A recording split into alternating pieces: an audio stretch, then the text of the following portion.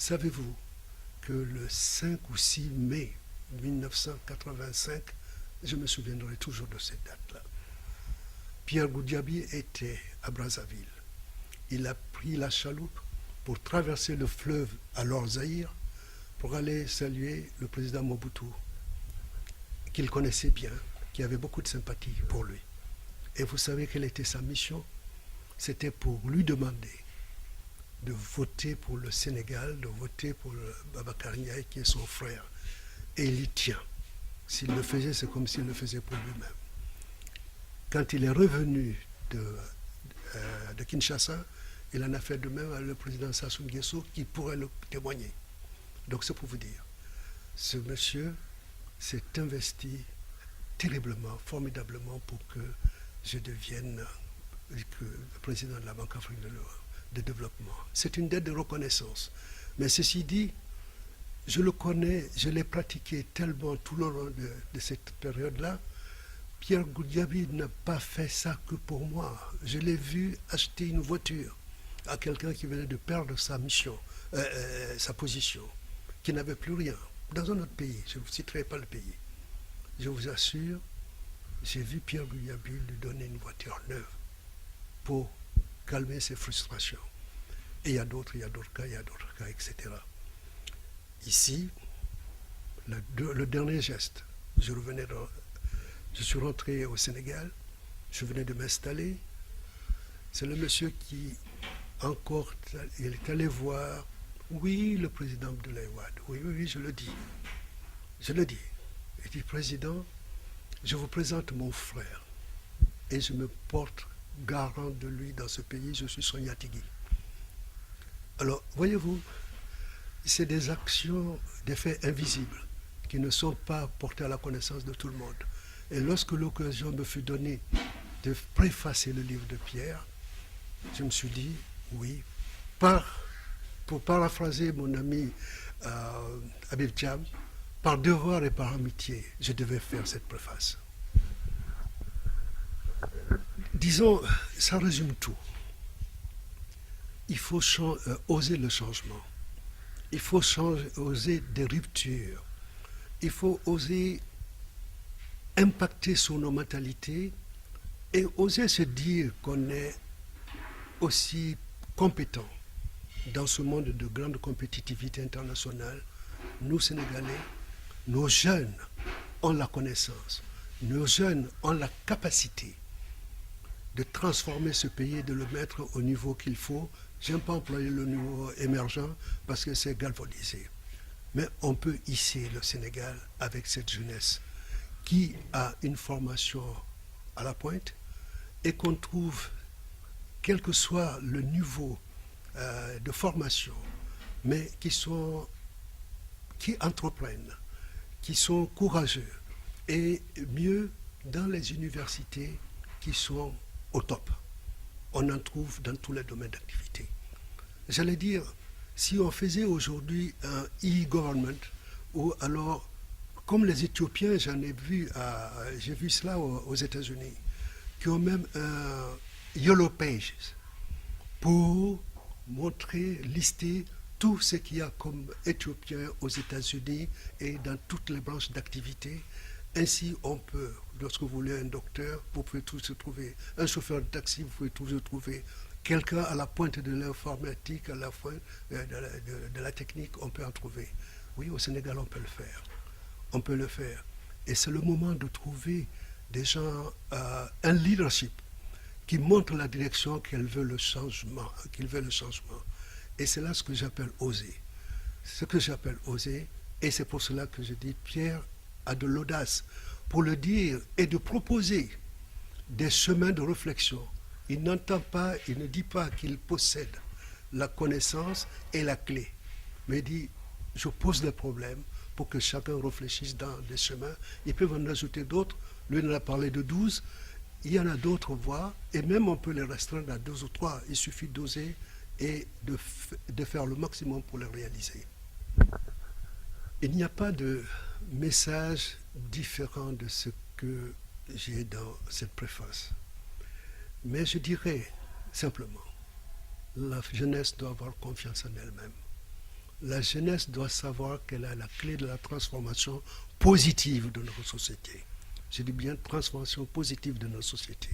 Il y a des valeurs que nous devons absolument ennoblir et faire en sorte que nous montrions cela comme un plus à l'humanité.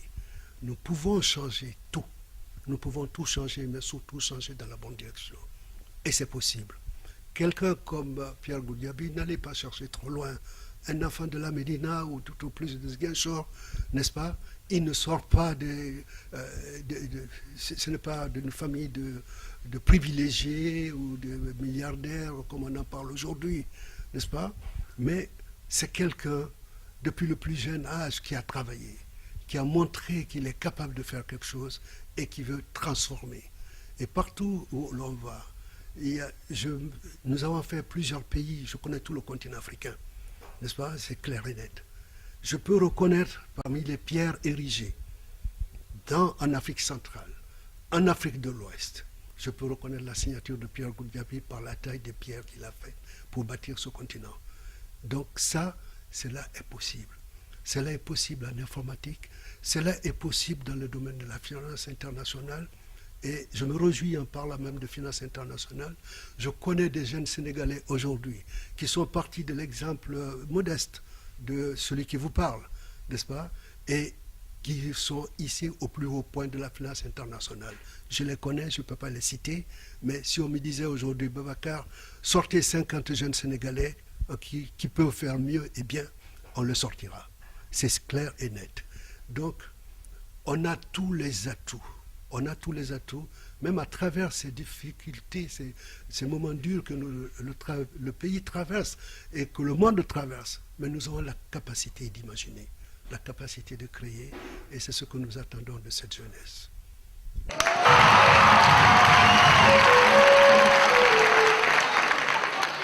Mais mesdames et messieurs, voici venu, grâce à l'engagement de tous les étudiants qui ont travaillé à cette organisation, tous les élèves, avec la direction du groupe ATEPA. Voici venu le moment, le temps de recevoir celui qui a vu et qui vit et qui a vécu.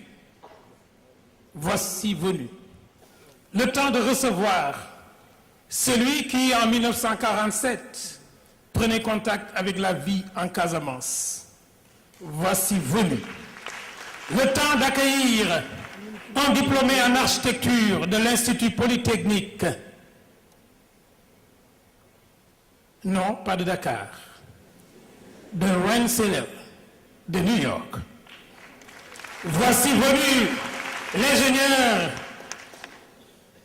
en building science, le concepteur de plusieurs projets architecturaux de référence au Sénégal, en Guinée, au Togo, en Gambie, au Tchad, en Guinée-Bissau, etc.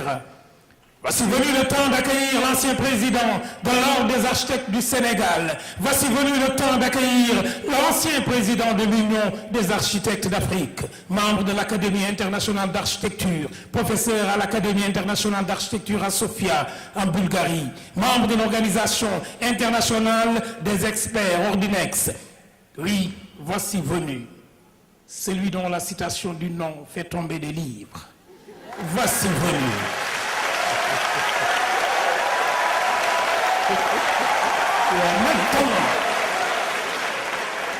Le temps d'accueillir le chevalier des palmes académiques, celui qui a reçu la citation for leadership in architecture à Howard University, Washington, D.C.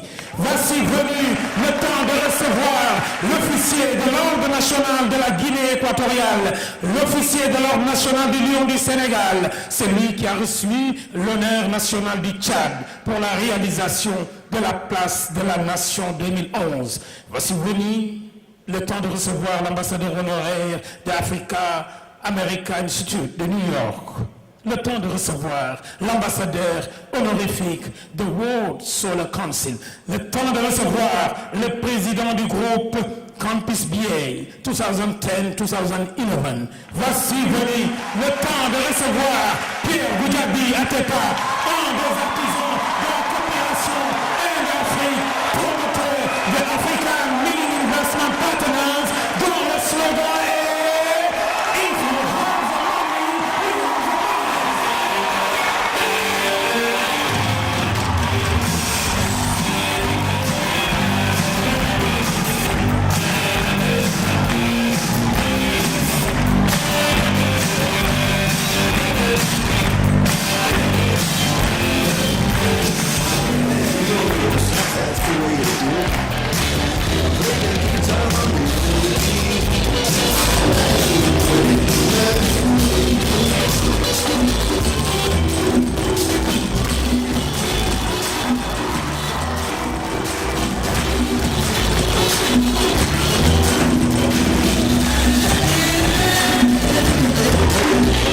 Merci.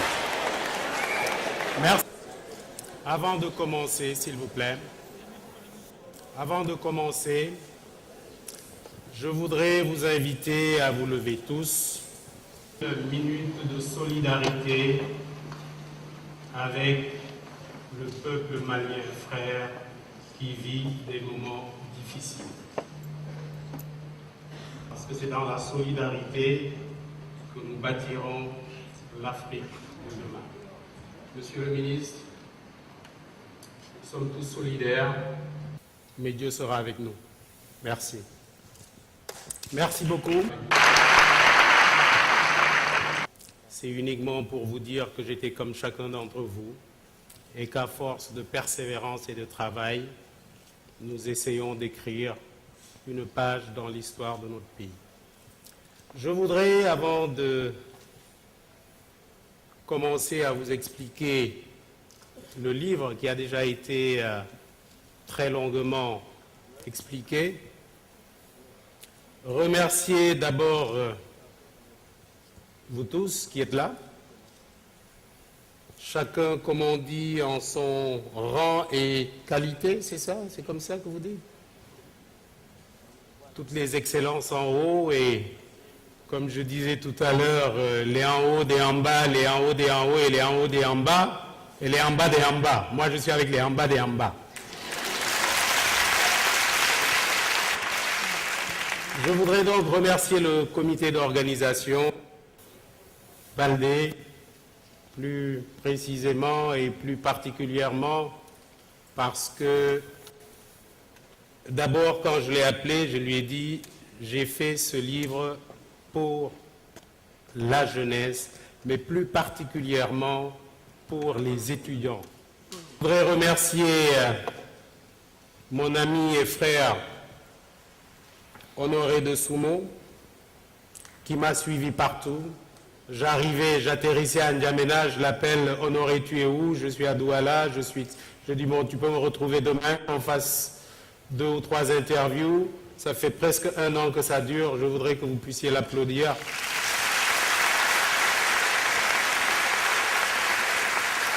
Merci beaucoup, Honoré. Mon ami Amadoum Touré, en fait, au début, on devait le faire tous les deux, mais il a été pris par l'engrenage, je ne veux pas dire de la politique, mais des responsabilités, j'allais dire, suprêmes, et il a été nommé ministre chez lui. Je ne dis pas que j'ai pris Honoré par défaut, mais il s'est trouvé que, n'ayant pas pu le faire, eh bien, j'allais dire, la chance. Il a très bien fait, n'est-ce pas? Donc, merci beaucoup.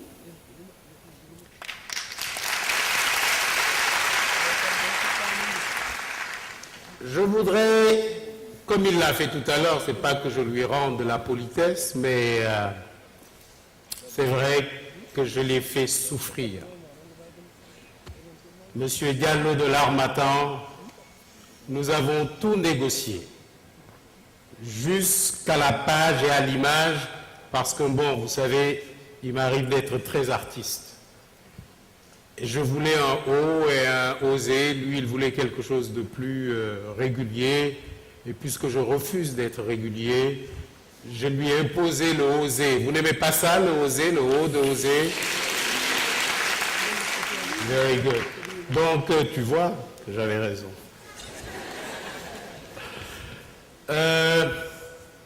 Mon ami Gay, j'étais à Washington quand on m'a fait une proposition de scénario. Je dis, bon, écoutez, il y a un monsieur qui était là le jour de l'inauguration du Grand Théâtre. Trouvez-le-moi, quoi qu'il puisse vous coûter. Ils l'ont cherché, ils l'ont trouvé. Et vraiment, je voudrais que vous lui fassiez un standing ovation.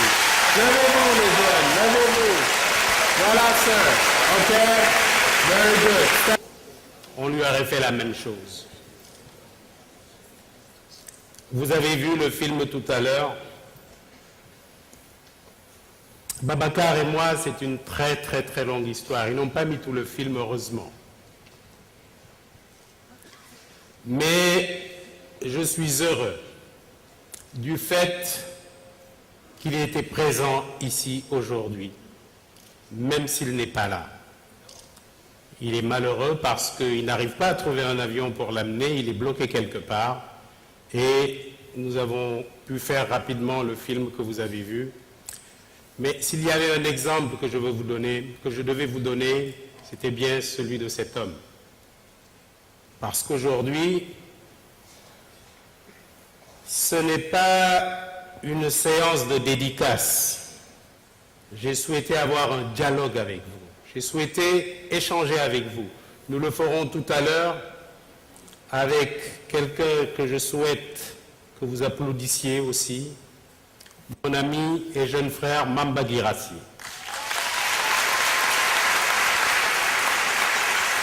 Moi, je l'appelle toujours Mamba.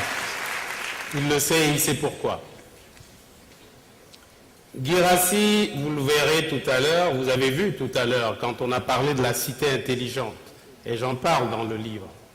Il fait partie de ces pionniers, ville universitaire par excellence de toute l'Afrique. Il a osé avant tout le monde. Mais nous parlerons tout à l'heure parce que dans la deuxième partie, tant pis pour ceux qui sont pressés, hein, vous n'êtes pas pressés. Très bien. Dans la deuxième partie, nous allons parler. Là, nous allons dialoguer avec Guirassy. Mais dans les remerciements, bien sûr, je dois citer tous les amis qui m'ont encouragé, qui me soutiennent tous les jours, les gens qui travaillent avec moi. Et Dieu sait que ce n'est pas facile parce que derrière toutes les réalisations que vous voyez, il y a une multitude de personnes qui partagent les idées et qui font de sorte que, quand on dessine, que ça puisse sortir. Jusqu'à mon magicien, M. Ba, qui est quelque part ici, c'est lui qui a fait toutes les images de synthèse. De tout ce que vous avez vu là, tout a été fait ici chez nous. Donc, je voudrais remercier au passage tous mes collaborateurs.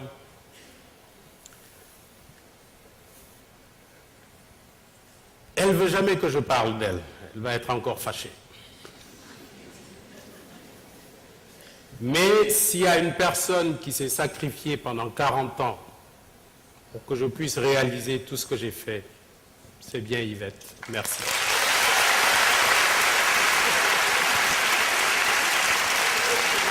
Je vous souhaite, merci beaucoup, merci beaucoup, merci. Je vous souhaite à vous tous qui n'êtes pas encore mariés ou qui êtes mariés ou qui allez vous marier, d'avoir une épouse comme elle. Ça vous aidera à réussir.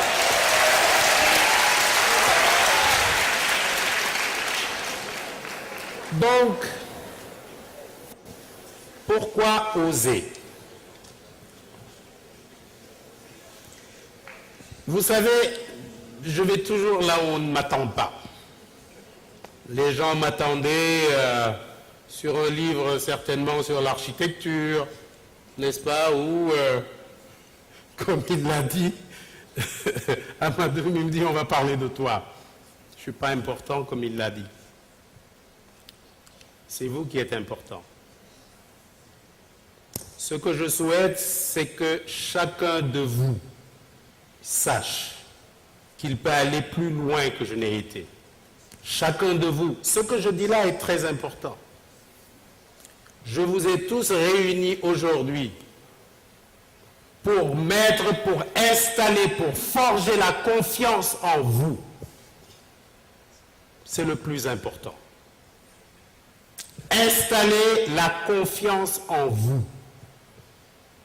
Sachez que chacun d'entre vous, je dis bien chacun d'entre vous, peut et doit faire la différence. Chacun d'entre vous peut et doit faire la différence. Tout ce qu'il faut, c'est que des gens comme nous-mêmes, comme d'autres, j'étais très heureux tout à l'heure de voir le doyen Touré, notre ancien ministre des Finances. Voilà des vertus, voilà des gens qui ont servi ce pays-là sans se servir. Applaudissez-le. Il y en a d'autres. Il y en a d'autres. Dans le livre, j'ai parlé de Alioune Sow, qui est un pionnier, un homme droit, un homme travailleur, un homme de vertu, un homme pieux, un homme simple, humble. C'est ces exemples-là que je veux que vous preniez. Il y en a d'autres. Il y en a d'autres que je n'ai pas vus. Ce que je veux, ce que je souhaite, ce que nous souhaitons, nous tous qui sommes là, parce que j'ai échangé avec eux. Nous avons travaillé, nous avons... Ce que nous souhaitons tous, c'est que vous travailliez la vertu et que les gens vertueux, vous connaissez la règle des bonnes gens bons, hein? Les bonnes gens, c'est des gens bons, donc des gens vertueux. Vous ne connaissez pas la règle des bonnes gens bons? Ah, vous voyez, quand pour le, Jean a deux genres, hein? Il est masculin et il est féminin. La règle des bonnes gens, quand vous dites, quand Jean vient avant, c'est ça? L'adjectif, il est au féminin.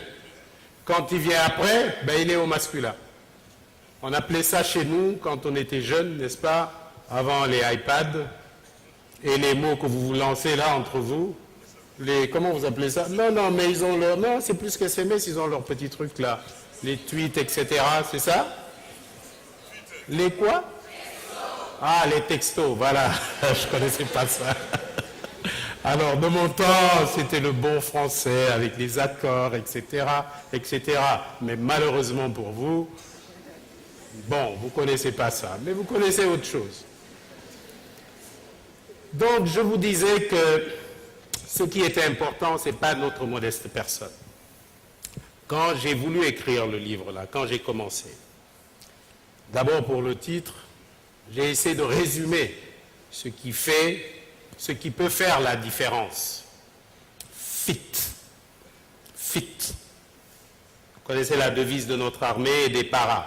Go fit.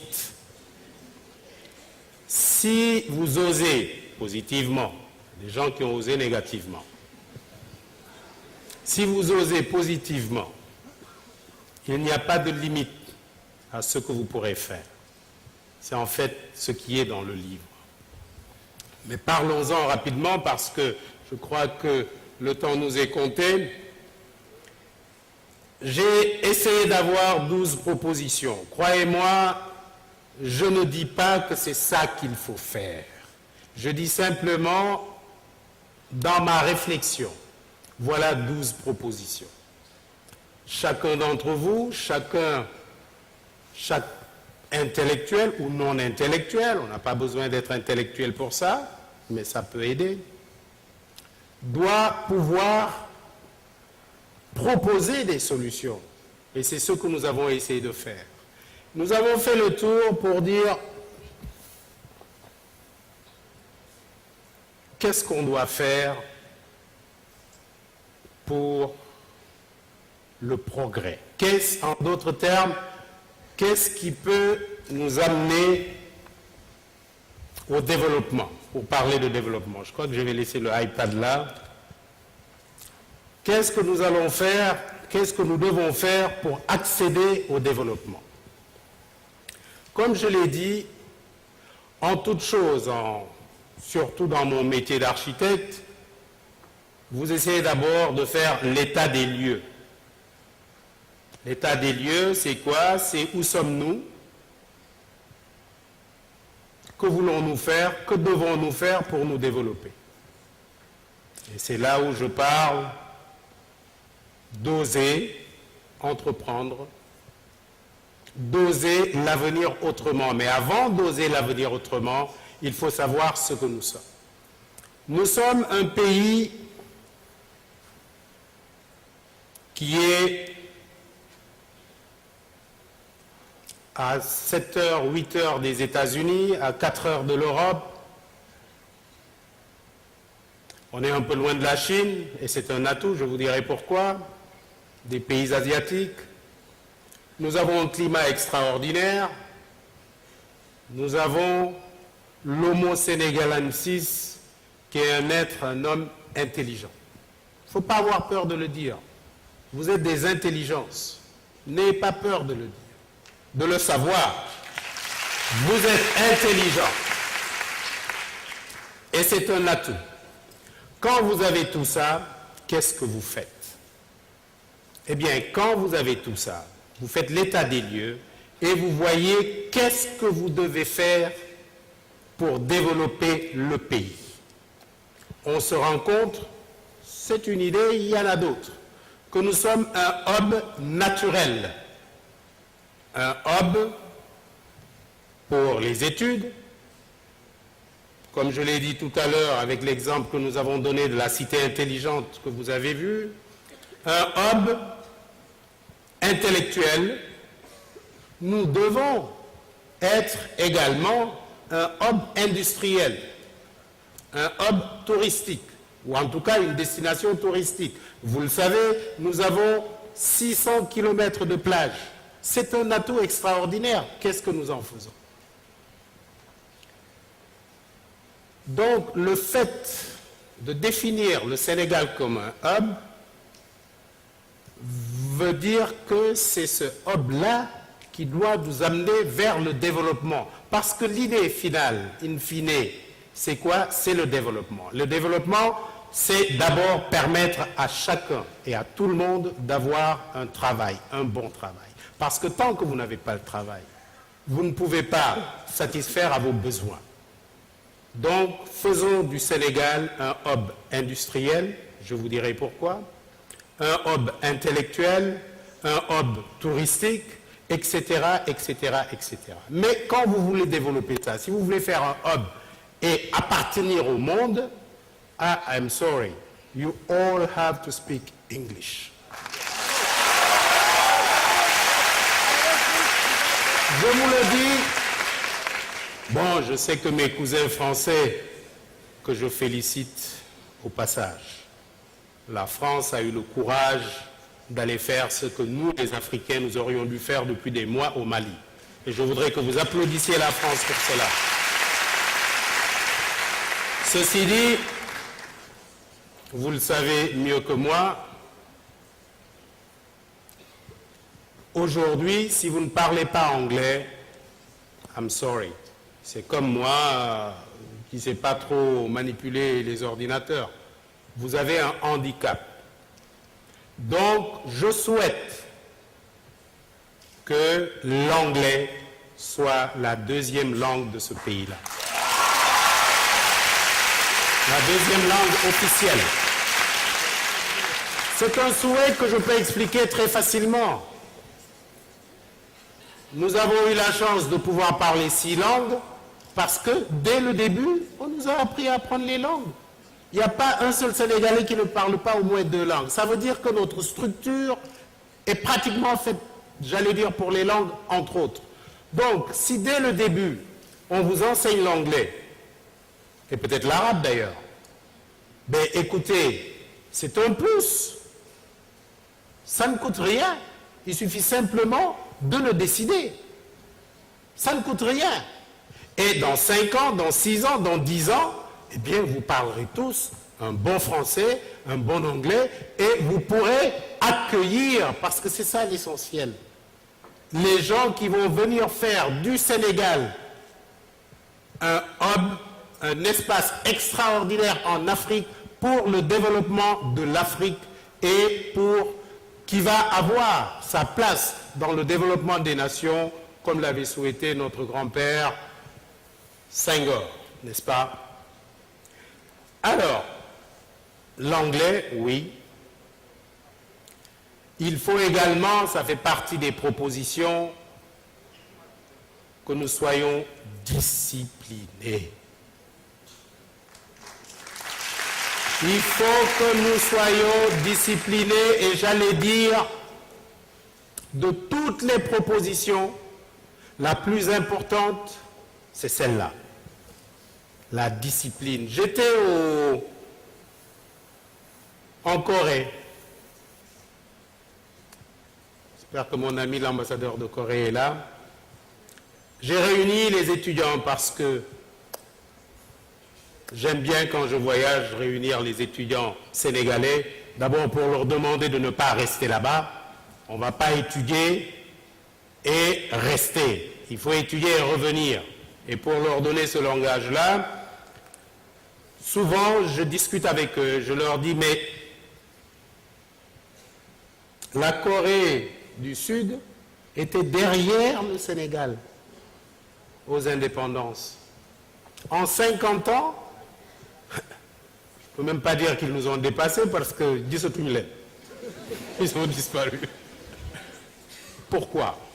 Alors, quand j'ai posé la question à vos collègues en Corée, ils m'ont dit, Monsieur Goudiaby, ils sont disciplinés. Ils sont disciplinés. Alors, pour que tout le monde soit discipliné, je propose qu'on mette le service militaire obligatoire sous forme de service civique.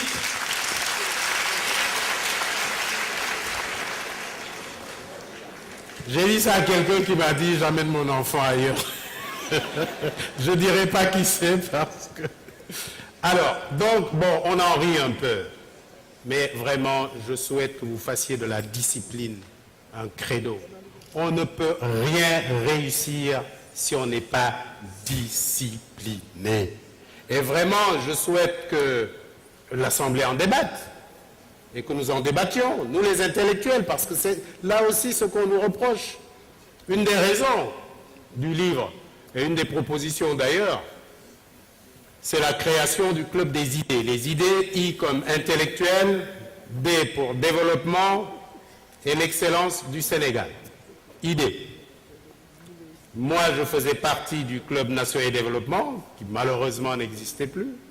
Et c'était un club dans lequel, comme vous le savez, nous débattions sans parti pris, sans... Il n'y avait pas de tendance, de ceci, de cela. Non. Nous débattions en tant qu'intellectuels. Là également, on n'est pas honte d'être des intellectuels.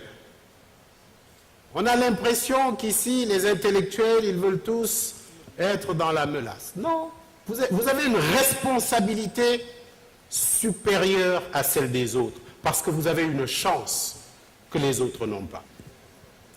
Alors, donc, je demande qu'on puisse en débattre, jusqu'à l'Assemblée, certainement, qu'on qu'on examine les voies et moyens de faire du service militaire sous forme de service civique, eh bien, quelque chose qui va nous aider à mettre les choses en ordre.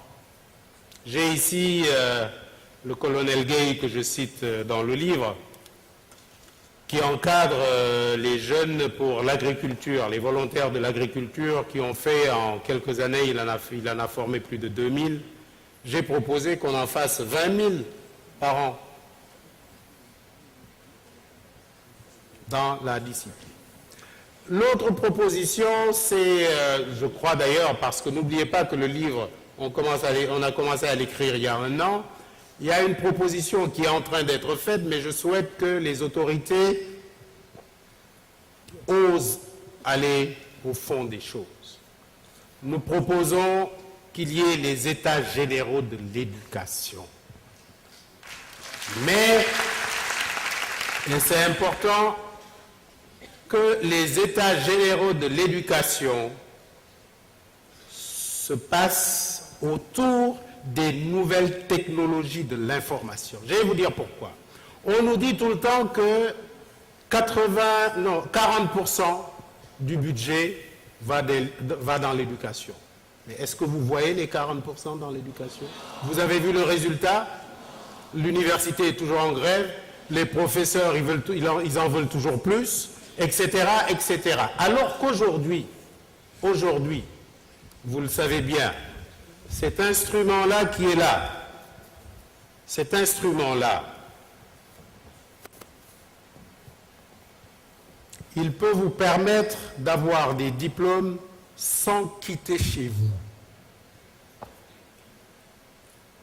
Avec ça, et avec une connectivité, vous pouvez avoir vos diplômes sans bouger de chez vous. Je le dis parce qu'une de mes filles, qui a eu son bachelor, a décidé qu'elle ne voulait pas rester aux États-Unis. Elle est venue dans sa chambre, elle a pris des cours sur le net, qui ont été validés. 1 an et demi après, elle a eu son diplôme, son master. Quelque temps après, elle a travaillé chez Dassault. Mais vous en faites pas, elle revient. Hein. Elle a travaillé chez Dassault, c'est pour quelques années, 2 ans, et revenir joindre tout le monde pour travailler. C'est dire quoi?